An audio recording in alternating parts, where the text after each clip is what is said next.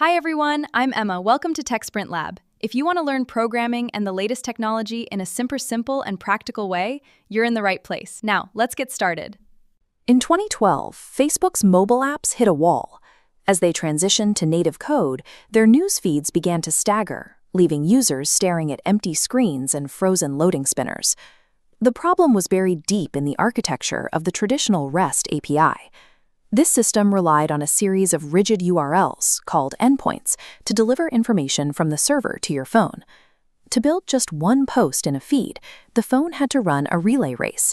It would fetch the post text from one endpoint, wait for a response, then fetch the author's data, wait again, and finally fetch the list of comments. REST was designed for a desktop world with stable broadband. But on the inconsistent 3G networks of 2012, this constant pinging for interconnected data caused the entire mobile experience to buckle. This created two specific bottlenecks. The first was underfetching.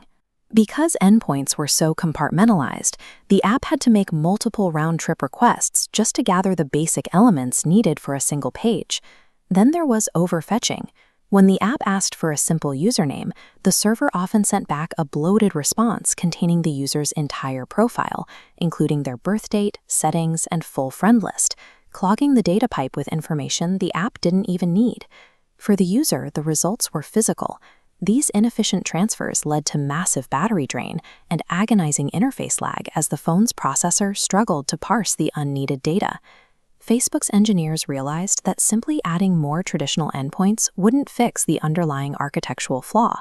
The more complex the app became, the worse the problem would get. They had to walk away from the rigid endpoint model.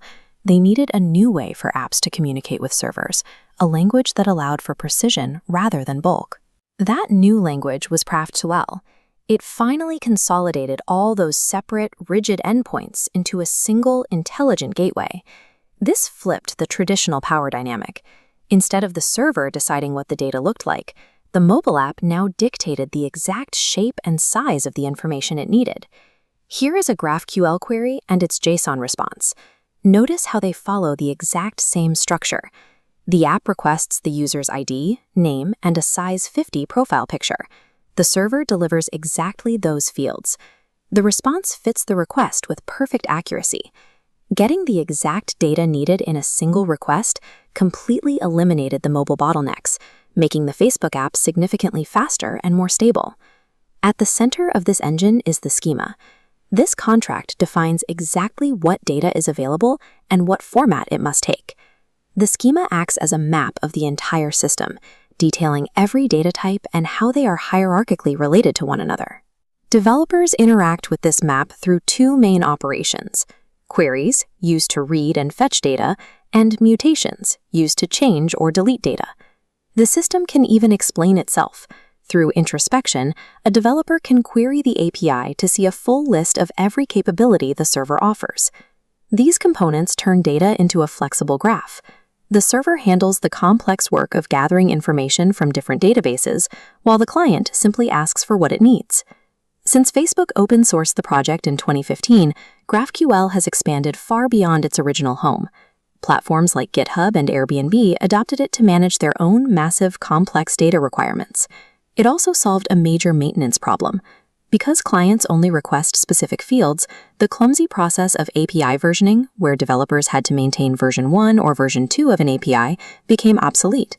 Now, developers can deprecate old fields without breaking older mobile apps. The new features and the old code can live side by side on the same endpoint. By replacing rigid server pipelines with a single query language, GraphQL moved the balance of power on the internet, transferring data control from the server to the user's device. If you want to see how this works for yourself, you can use a tool like GraphQL to write your first query and see the precision of the graph in real time.